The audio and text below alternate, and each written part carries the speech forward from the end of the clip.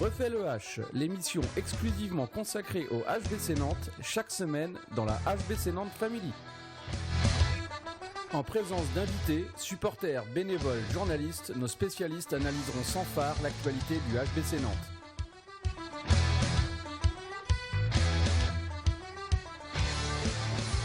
Bonjour à tous, bienvenue dans cette troisième émission de On refait le H, une émission bénévole faite par des fans pour les fans du HBC Nantes, émission enregistrée dans les conditions du direct chez Yann.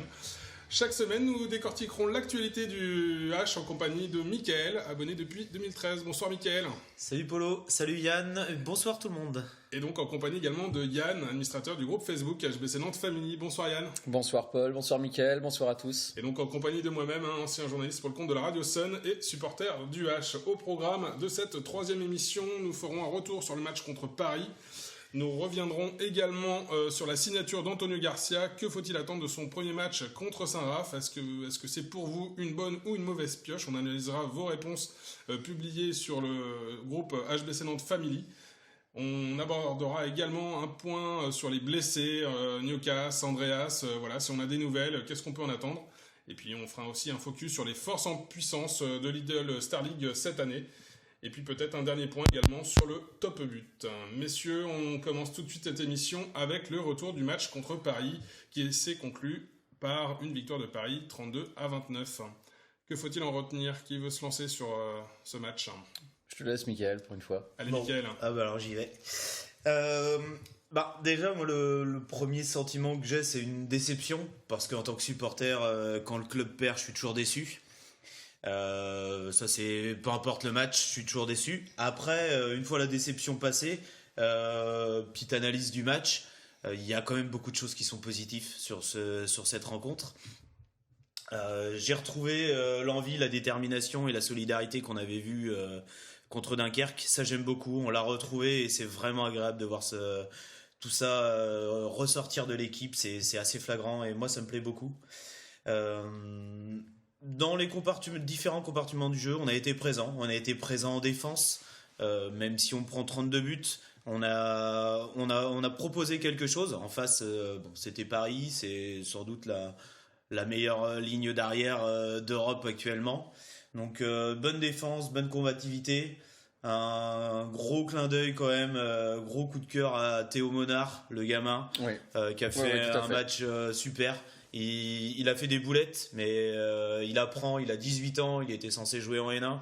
Il a joué une grosse partie du match en défense, il a été agressif dans le bon sens du terme. Franchement, il a fait un super boulot. Oui, c'est très encourageant ce match de sa part. Ah ouais, s'il continue comme ça, ce garçon, il a un avenir qui est énorme.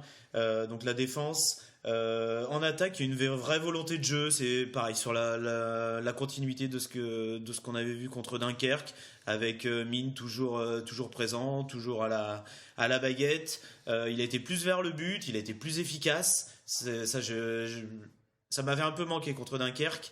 Là, il a été plus là. Tout est pas parfait, mais c'est bien. On a vu des belles choses en attaque. J'ai bien aimé l'association avec Ovnicek quand il est rentré, qui a vraiment apporté de super trucs. C'est une association qui a été aussi par défaut malheureusement.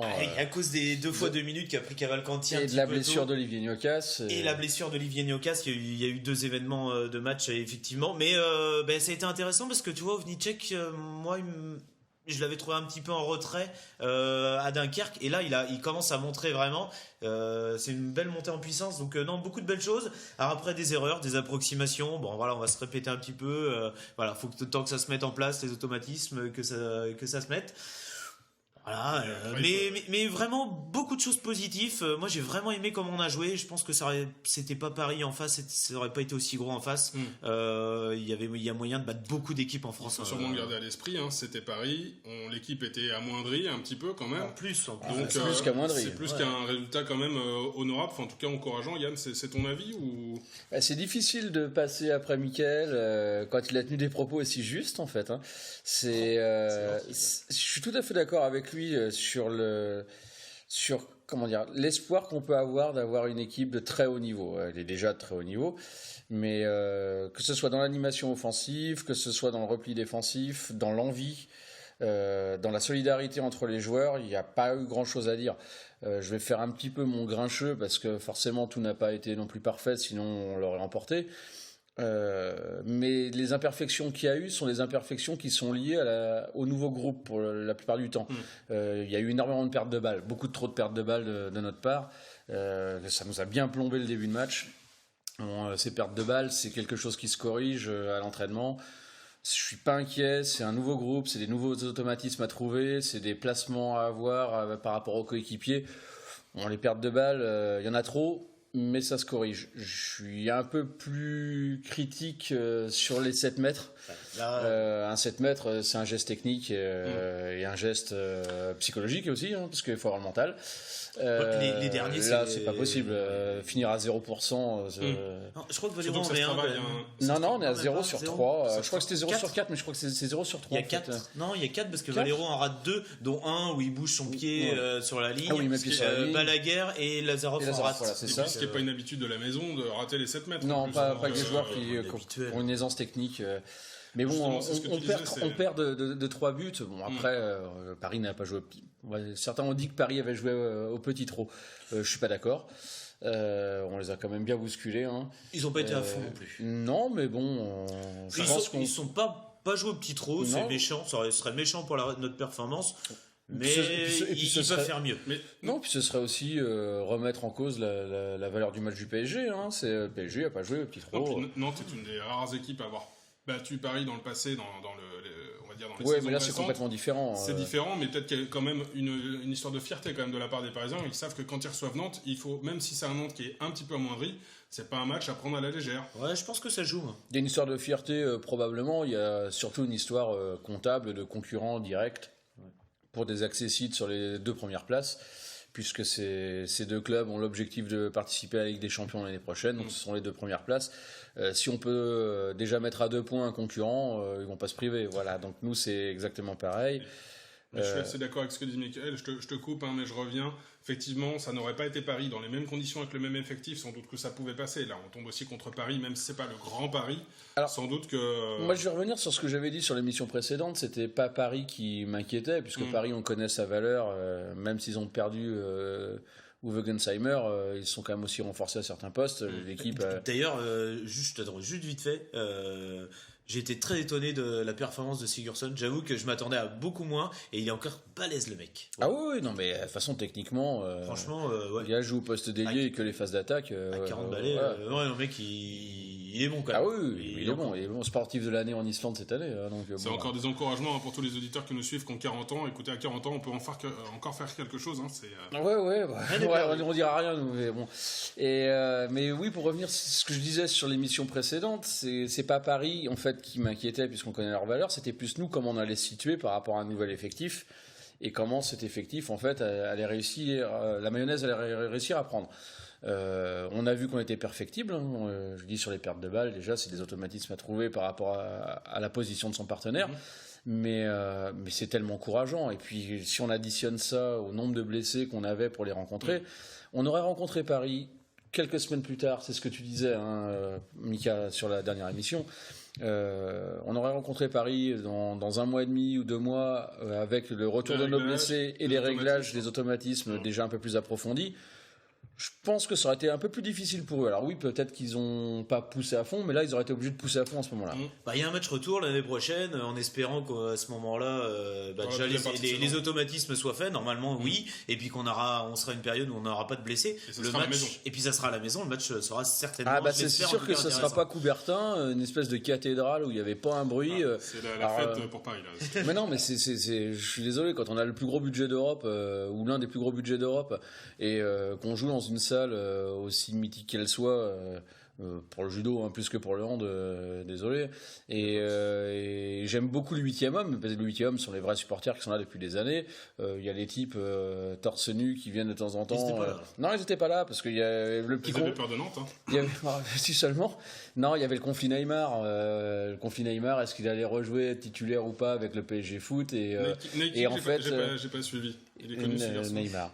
Et il y avait eu des consignes de la direction du Paris Saint-Germain Foot auprès de ses supporters de pas mettre de banderole et de pas avoir un esprit critique vis-à-vis de Neymar. Voilà, ce qui n'a pas plu aux supporters du PSG, donc ils sont pas venus pour voir le match contre Nantes. Bon, tant pis pour eux, ils se sont tapés un vieux 1-0 à la 92e minute, bon, avec un but superbe de Neymar, mais c'est une autre histoire, alors qu'ils auraient pu passer un très bon moment à voir un match de hand où au moins ça joue.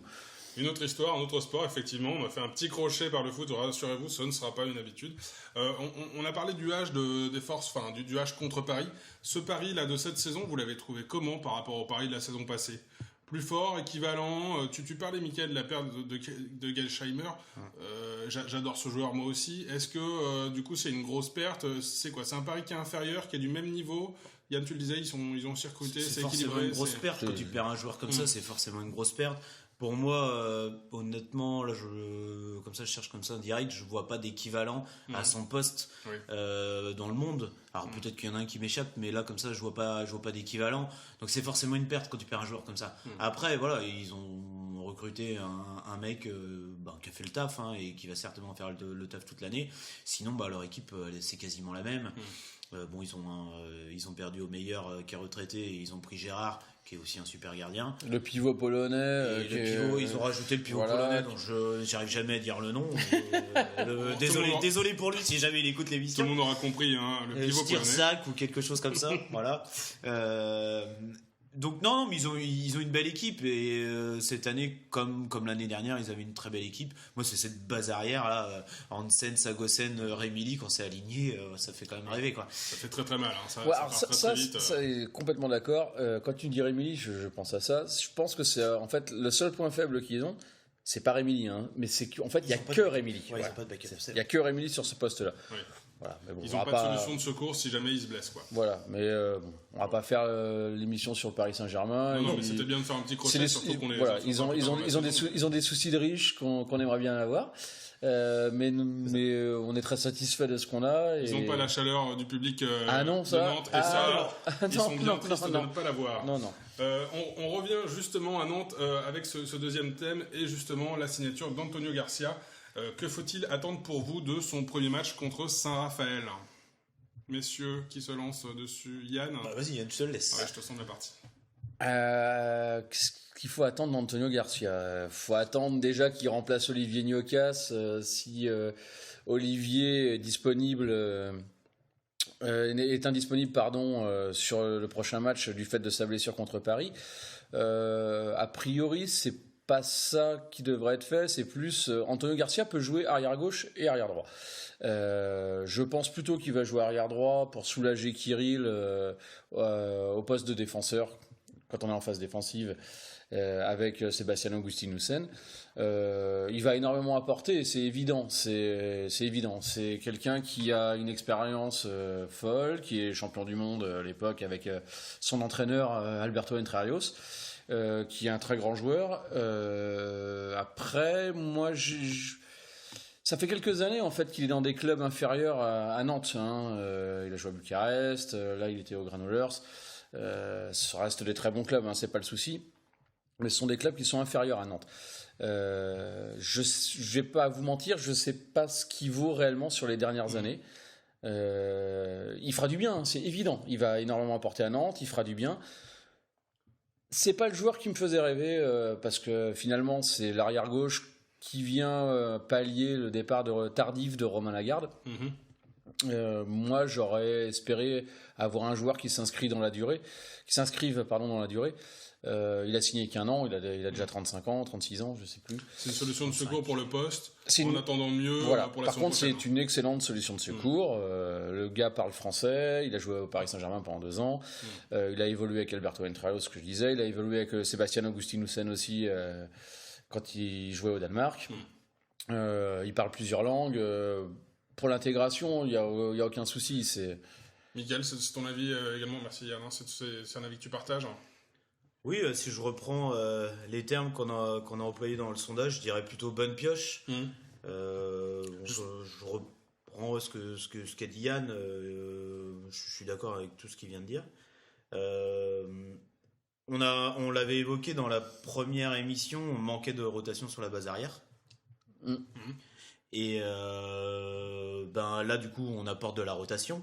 En plus, entre-temps, Olivier Gnocas s'est blessé, donc on en a encore plus besoin. Mais c'est ça en fait le souci, c'est qu'on se retrouve à recruter quelqu'un pour pallier l'absence de Romain Lagarde et pas d'Olivier Gnocas, même si c'est lié, parce que en fait ce qui s'est passé, c'est le dernier match de préparation, Olivier Gnocas est absent sur blessure, Alexandre Cavalcanti est absent sur blessure, et donc en arrière gauche, on est avec Pelechenko et Briel, les 2 petits jeunes. Et là, on se dit que c'est pas possible de faire une saison comme ça, donc on anticipe. On a la chance de recruter quelqu'un qui a une expérience de fou, qui va énormément apporter, mais ça reste un gars de 35 ans qui joue dans des clubs qui sont inférieurs à Nantes et il apportera, c'est pas le souci, mais ça s'inscrit pas dans la durée, ça va pas être le joueur qui va tout défoncer, il va faire le job. Mais c'est la question qu'on vous posait dans le groupe HBC Nantes Family, est-ce que c'était une bonne ou une mauvaise pioche? Bon, les résultats sont tombés, vous êtes 99 à nous dire que c'est une bonne pioche pour vous, 2 personnes sont exprimées pour dire que c'était plutôt une mauvaise pioche.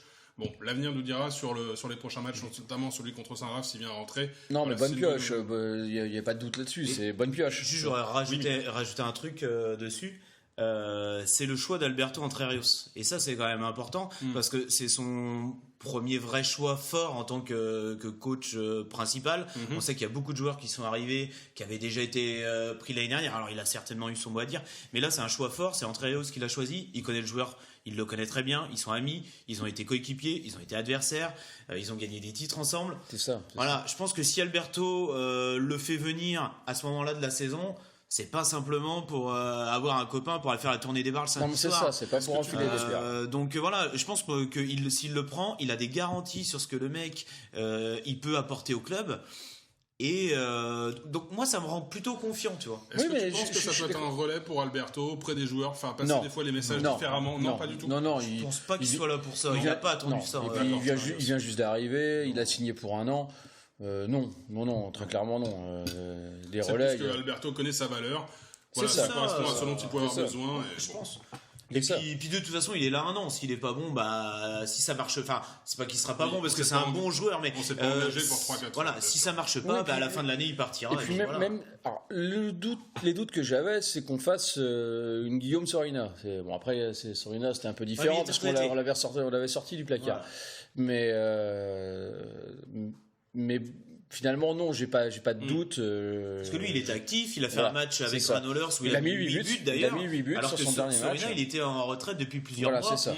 Donc forcément, après, se remettre le pied à l'étrier, c'était plus compliqué. Là, on a un joueur qui est resté en activité, alors dans des clubs inférieurs au HBC Nantes. Mais il est resté en activité. Et dans des championnats qui sont aussi inférieurs à la Star League. En fait, c'est là où les soucis. 40 ans, si on continue de jouer, c'est quoi? Il n'y a pas 40 ans, 35 ans. On a aussi la caisse, je suis allé un peu vite en besogne, mais c'est à 35 ans, quand on continue de jouer au plus haut niveau, c'est qu'on a la caisse pour le faire aussi. On va vite le savoir, de toute façon. Mais pour revenir sur le sondage que tu évoquais, oui, c'est une bonne pioche, évidemment. À cette période de l'année, trouver un joueur confirmé ou un top player, de toute façon, c'était mort. Voilà, c'est les top players, ils ont déjà leur club. Le championnat les championnats sont déjà commencés, en tout cas les championnats majeurs. C'est pas possible. Donc c'était forcément un coup comme ça. Ça reste un très beau coup. C'est un très beau coup. Bon, ce point est fini. Hein. On va enchaîner sur les blessés. Toujours Olivier Gnocas, Andreas. Comment vous le sentez? Est-ce que vous avez des nouvelles, des infos là sur ces blessés, sur une date de retour? Alors les blessés de l'équipe on va dire, des pros. Oui, Olivier Gnocas. C'est pas interdit qu'il soit là jeudi, hein. C'est un peu sifflé, mais c'est pas interdit qu'il soit là. Forcément, Dragan Pech-Malbec, pubalgie, donc c'est long, c'est pas facile à soigner, donc ça prendra le temps qu'il faut. Même si c'est dommageable pour la défense, il sera pas là, voilà, pour jeudi. Rock normalement devrait revenir dans le groupe, jouer, je ne sais pas, mais dans le groupe il devrait être là. C'est important même qu'il soit dans le groupe. Hein. Ah c'est évident, c'est l'âme de l'équipe. Hein. Lui c'est le relais. Tu en parlais tout à l'heure, lui c'est le relais. L'un des relais, mais le relais principal en tant que capitaine de l'équipe. Gourbi ne sera pas là toujours puisqu'il n'est pas prêt pour après son opération du ménisque. Cyril Dumoulin non plus. Ce qui est un peu plus dommageable, c'est que lors du match de la N1 samedi contre Saintes, Baptiste Damatrin et Andreas Hoffmann se sont percutés et Andreas Hoffmann n'est vraiment pas certain d'être là jeudi. D'accord. Donc ça voudrait dire que sans Cyril Dumoulin, sans Andreas Hoffmann, on a Emil Nielsen qui est très bon. Il faut pas qu'il se blesse. Mais le numéro 2, ça va être compliqué. Le numéro 2 je sais pas qui va être. Qui va être choisi? Est-ce que c'est la petite recrue italienne? Je pense que c'est lui. Je pense que oui. Mais comment il s'appelle? Je suis complètement En vrai, j'ai regardé le nom avant l'émission, je l'ai oublié. C'est bien. Voilà, donc, Alors on s'excuse, on fera mieux la prochaine fois. pour lui, si jamais il écoute on l'émission. veut pas tricher, donc c'est vraiment fait dans les conditions de direct.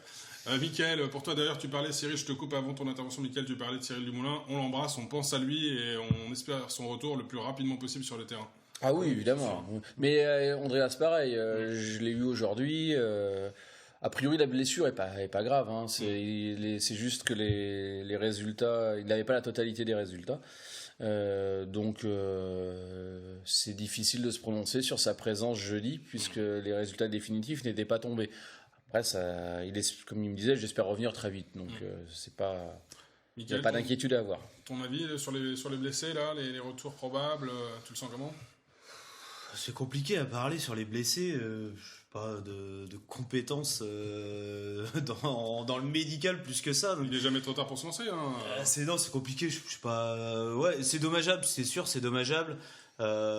J'ai évoqué lors des dernières émissions que j'aimais beaucoup Olivier Gnocas. Bon voilà, je suis forcément déçu et triste pour lui qu'il soit blessé. Mais c'est extrêmement frustrant pour lui.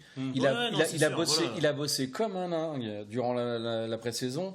Il avait pris un coach perso où il travaillait les déplacements, la lecture du ballon.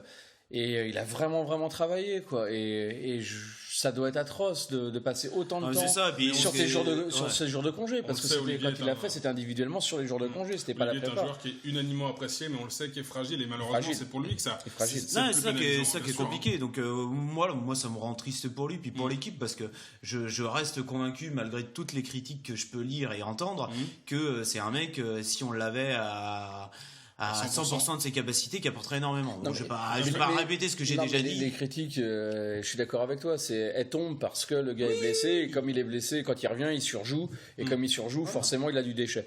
Mais quand il était à 100%, ce que tu disais, tout le monde était unanime pour dire que le gars pouvait... On l'a déjà évoqué plusieurs fois. C'est l'envie de bien faire qui est constante, effectivement. Ouais, et puis c'est un joueur qui a des prises de risque, donc c'est normal. Après, sur les blessés, c'est forcément embêtant.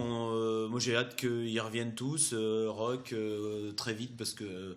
Ce qui est embêtant, c'est le gardien. On en parlait avec Michael. Michael me disait, oui, Andreas Hoffmann, Cyril Dumoulin est blessé, Andreas Hoffmann sur les 2 premiers matchs.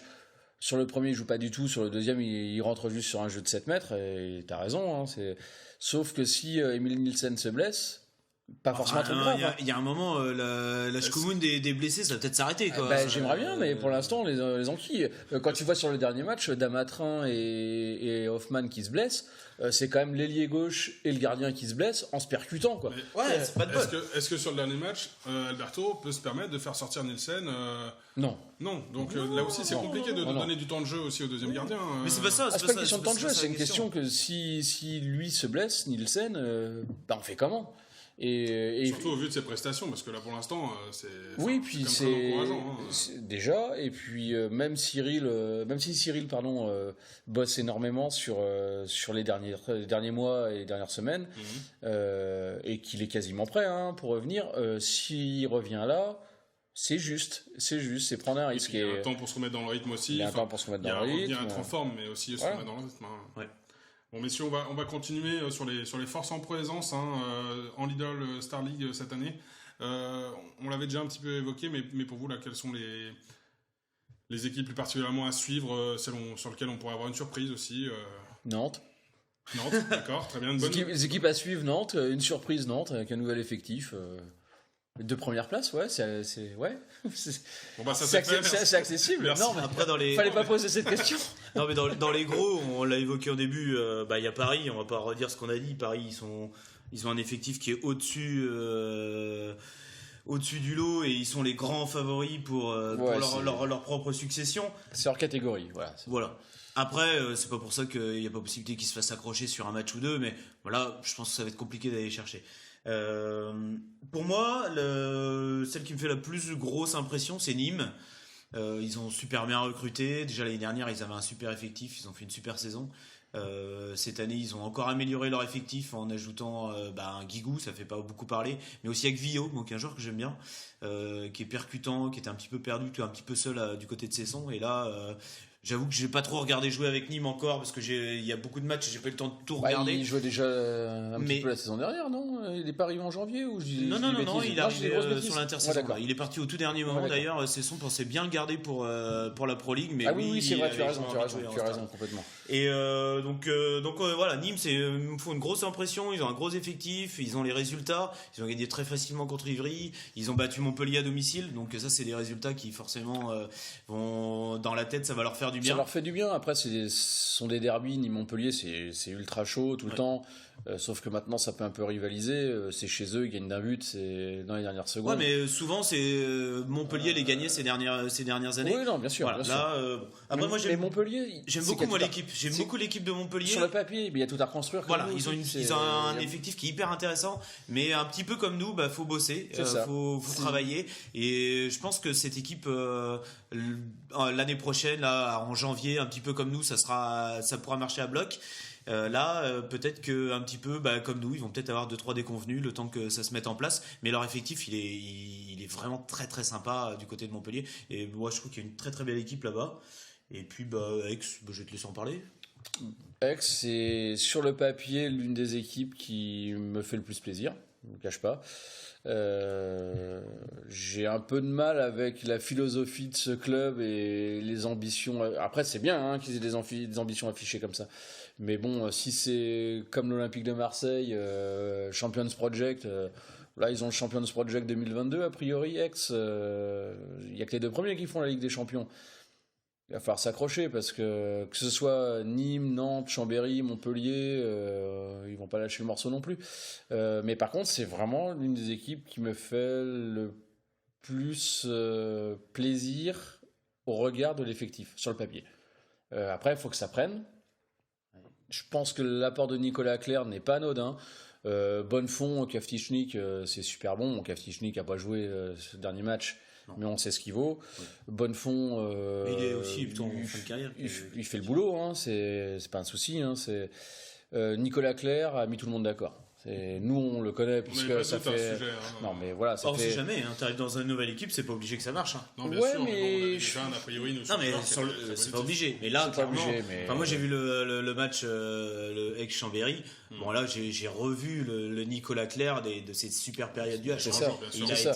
Il a tout réussi. Mais c'est un joueur fantastique. Si à Nantes, ça s'est fini en eau de boudin, et si ses prestations n'ont pas été à la hauteur les 6 derniers mois, parce que les 6 premiers mois de la saison dernière, c'est lui qui porte l'équipe.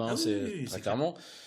Si les 6 derniers mois, les prestations ne sont pas à la hauteur, c'est aussi parce qu'à un moment donné, il y a une ambiance délétère au sein du club. Et que ce soit entre la présidence, le coach, le joueur et à nouveau la présidence, ça fait un peu beaucoup. Là, il arrive dans un environnement qui est tout nouveau. Alors forcément, tout nouveau, tout beau, c'est toujours comme ça. Et puis il a les clés. Il a les clés du camion. Et on lui donne les clés du camion. Très clairement, on lui donne les clés du camion et c'est ce qu'il adore. C'est comme ça. Ouais. Chez nous, quand il était le meilleur, c'est quand c'était le patron. Bien sûr. C'est ça. Quand il avait la main sur le jeu. Quand il avait la main sur tout. L'année où Gorbindo explose, l'année où on va en Ligue des Champions, donc il y a deux saisons de ça. Claire on va en finale de Ligue des Champions. Claire fait une saison très moyenne. Je me souviens même, il y a eu une période où il y avait eu quelques sifflets. C'est très rare qu'il y ait eu quelques sifflets. Oui, il y avait eu quelques sifflets à la troc pour lui parce qu'il était vraiment pas à son niveau. Et en fait, c'est parce que Gorbindo était le patron. Et après, Gorbindo s'est blessé. Et l'année dernière, c'est lui qui a repris la main. Et les 6 premiers mois, donc avant qu'il soit emmerdé par les soucis par le club et tout ça, il est monstrueux.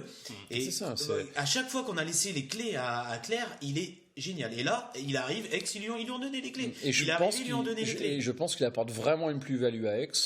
Avec tout ce que je pense de positif pour Aymeric Mine, je suis super content qu'il soit arrivé. Pour moi, c'est la top jeune star avec Elohim Prandi, j'en ai déjà parlé en France. Je suis tellement content qu'il soit arrivé chez nous. Nico Clerc a plus d'expérience et a plus de maîtrise dans la gestion d'un match. C'est normal. Il est plus âgé, il a 10 ans de plus. Il va vraiment leur apporter. Je pense que leur recrutement, et ça c'est un choix de Fernandez, très clairement. Clerc, Kaftichnik et Bonnefond, c'est ce qui leur manquait pour vraiment franchir ce palier. Parce que tous les ans, ils avaient une équipe qui avait quand même un peu de gueule aussi. C'était pas. Oui, ça fait quelques années que c'est pas mal. Là, par contre, c'est vraiment au-dessus et je pense qu'ils peuvent vraiment déranger du monde. Après, on parlait des forces en puissance. Il faut que ça prenne aussi. Puis c'est un club, c'est particulier. Ouais, bien sûr. Le club qui, moi, est très solide, c'est Chambéry. Ils ont perdu leur demi-centre. Le Suisse qu'ils ont récupéré fait un match monstrueux. Hein, C'est vrai. Et je pense pas qu'ils aient perdu tant au change que ça. Et c'est un club c'est un club qui est vraiment stable. C'est un club avec des jeunes derrière au centre de formation qui poussent et qui ont le niveau. Moi, c'est le genre de club que j'aime bien. C'est Montpellier sans le budget et l'argent de Montpellier. Sans canailler. Ouais, aussi, ouais, voilà. Mais ça, c'est autre chose. Hein, ça fera l'objet d'un autre débat. Mais ouais, c'est une stabilité, une vraie solidité, un vrai projet de jeu, un vrai centre de formation. Il n'y a pas de surprise en fait avec Chambéry. Voilà, la surprise, c'est quand ils ont eu un coup de moins bien il y a 1 ou 2 ans. Mais sinon, j'aurais juste rebondir vite fait sur ce que Yann il vient de dire, parce que je suis pas tout à fait d'accord. Et c'est pas souvent qu'on n'est pas tout à fait d'accord. C'est bien de le dire. Sur Aix, alors oui, ils ont une belle équipe. Par contre, franchement, si Claire baisse de niveau, je suis pas sûr du résultat derrière, parce que pour moi, il porte vraiment l'équipe sur ses épaules. Ouais, alors par contre, ils ont un numéro 2 avec Noah Godin qui est pas ridicule. Après, il a pas les épaules pour porter une équipe. Il est pas ridicule, mais il a pas les épaules. Non, on l'a vu quand il a été prêté 6 mois à Cesson. Il est capable. C'est pas Jean-Claude, quoi. C'était le moment gênant de Paul. Là, sur voilà, on va repartir derrière cette connerie. C'est compliqué.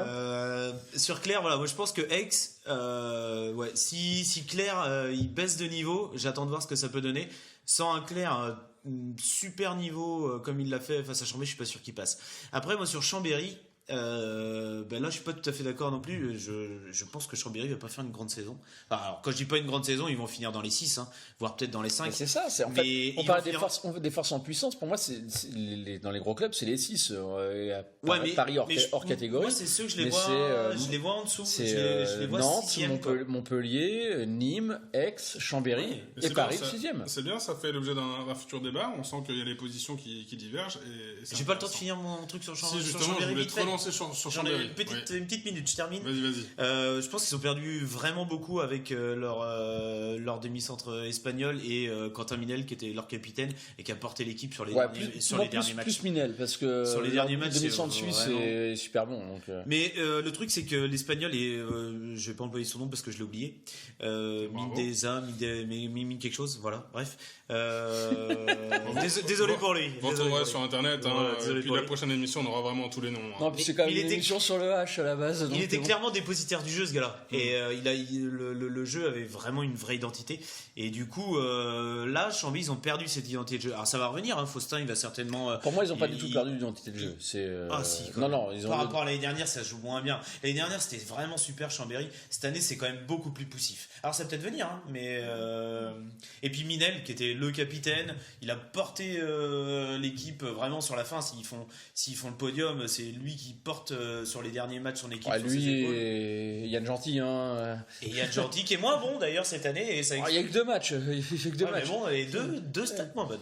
Bon, messieurs, je crois qu'on a fait le point sur ces forces-là. On va faire le point sur une autre force en présence qui pourrait l'être et qui vient chez nous ce jeudi, en l'occurrence Saint-Raphaël.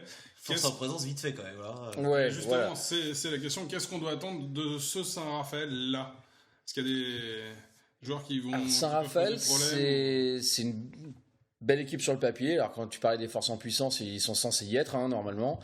Sur le papier, c'est une belle équipe. Après, c'est compliqué. Il y a eu un changement de coach, comme à Nantes en fait. C'est le coach adjoint qui reprend le flambeau. Ça s'est fini en autre boudin avec leur coach principal, comme à Nantes. Le souci, c'est que les 2 premiers matchs joués, les 2 premiers matchs se concluent par une défaite. Ils n'ont pas affronté Paris. Non, ils perdent chez eux contre Istres. Voilà. Donc, ils sont dans une obligation de victoire. Très clairement, ils viennent chez nous pour gagner. Même s'il reste que 2 matchs, ils viennent chez nous pour gagner. Il n'y a pas le choix. Ne serait-ce que pour la sérénité du groupe. Nous, on vient de perdre à Paris, ce qui est pas honteux, mais il faut qu'on gagne. Il n'y a pas le choix non plus. Je pense qu'on est au-dessus. Si on Si on est juste et si on est discipliné, on devrait gagner le match. Ce sera pas facile. Ça n'a jamais été facile contre Saint-Raphaël. Ils ont perdu quelques gars en défense qui nous mettaient des bons parpaings et qui. Mais déjà l'année dernière. Ouais, voilà. Donc, quoi attendre de ce match ? À part moi, une victoire du H, de toute façon. Je dis jamais autre chose que ça, donc ça va pas être nouveau. Mais par rapport aux prestations de Saint-Raphaël sur les 2 premiers matchs, et par rapport à nos prestations à nous, en fait, même s'il y a eu défaite à Paris, elle est pleine d'espoir, cette défaite. Et on sait qu'on va être de mieux en mieux. Saint-Raphaël, c'est plus compliqué quand on voit leurs 2 matchs. Après, pour l'instant, c'est la 2e attaque du championnat, mais est-ce que ça cache pas aussi d'autres problèmes en défense ? Le truc, c'est que Saint-Raphaël, si on regarde ces dernières années, c'était aussi reconnu pour avoir une défense super solide, très agressive. Cette année, c'est la cata, quoi. Je veux dire, leur première mi-temps contre Toulouse est catastrophique.